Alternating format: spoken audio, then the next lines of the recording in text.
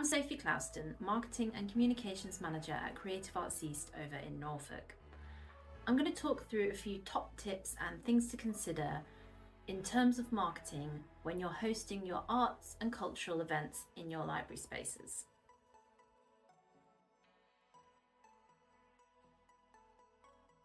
So before you even get started with your marketing, you need to ensure that you've got all the key event details firmed up. So by that, I mean date, time, location, ticketing prices, box office information, and any further contact details as well. You want to speak with the artist or your local arts partner and get that all firmed up well in advance. We roughly advise that you get everything confirmed at least 12 weeks prior to the event. And that's just to give you a really nice lead in time so that you can market it as effectively as possible.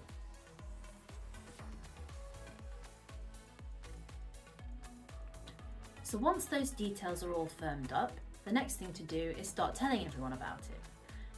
And start closest to home with all of your library staff. Now, this is crucial. Just make sure everyone in your team is aware that this event is happening. Any volunteers or part-time staff, people coming and going. You could even consider making a crib sheet or something accessible that everyone has. You then want to start telling all your visitors about it, so make sure you've got flyers lying about and that you're really selling it when you're in person talking to these people.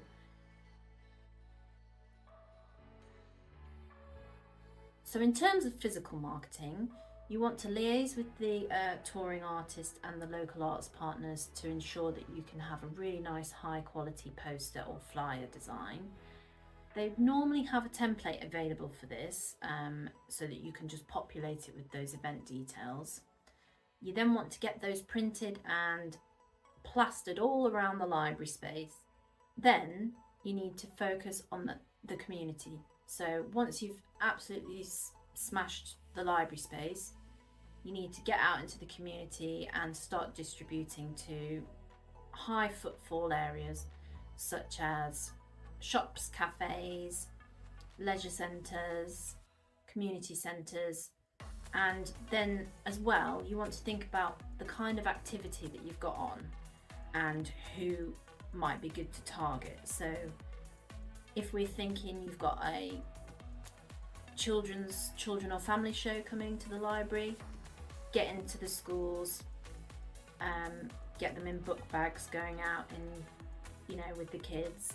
Or if you're working with older people, for example, you might want to consider contacting GP surgeries, getting some flyers there.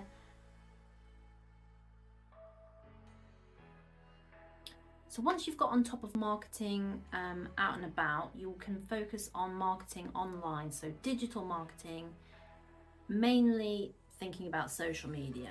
So for libraries in particular, I would think most of your users are probably on Facebook, and that's quite a good multi-generational platform. So you've got families and younger people, and then you've got older people also using the platform. So it's quite good because you can make sure you're posting on your main channel, sharing things like reviews, links out to exciting 5 stars, absolutely breathtaking performance, loved it.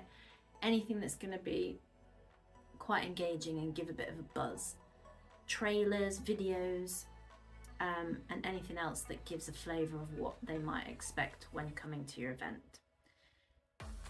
Also make sure you're utilising what you have available already. So if your library has a newsletter, or your local, for example, Norfolk Libraries in our patch might have their own newsletter that goes out to lots of different people. Utilise what's already there and make the most of that. What's on listing pages? Now these are really good, usually local area specific. So again, in our patch you might have an event happening in Kings Lynn, you might have West Norfolk, what's on in West Norfolk. Make sure you're posting on those websites.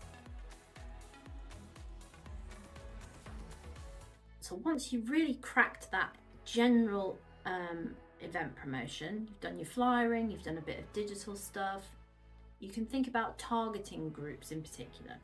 So we've already mentioned about if you've got a children's event, make sure you're looking at the local schools, but you can take it even further, and you can then start to think about, well, what's already happening in my library, and piggyback on the back of that. So you might have Bounce and Rhyme, Knit and Natter, you might have a bereavement cafe. You've already got existing groups of people coming into your venue that might be perfect for your event. So make sure you get in front of them when they're in the room. So the final thing to think about is getting a bit creative with this. So I'm sure that you've got a space in your library where you can put a little display, maybe curate something.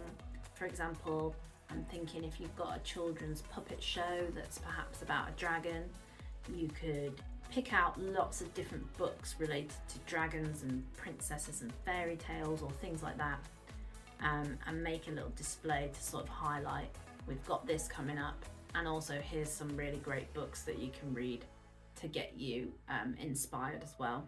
Good luck, and I hope your events are successful.